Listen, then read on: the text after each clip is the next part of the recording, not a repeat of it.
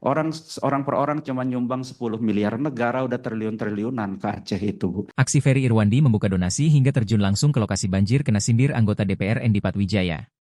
Di mana hal tersebut terjadi saat Komisi I menggelar rapat kerja dengan Kementerian Komunikasi dan Digital, Komdigi, pada Senin, 8 Desember 2025, kemarin.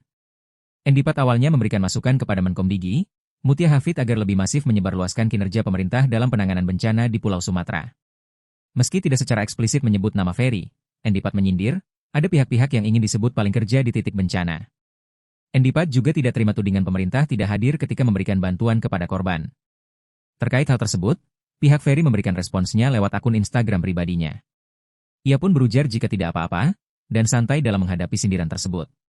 Ferry juga mengakui donasi Download Tribun X sekarang, menghadirkan lokal menjadi Indonesia.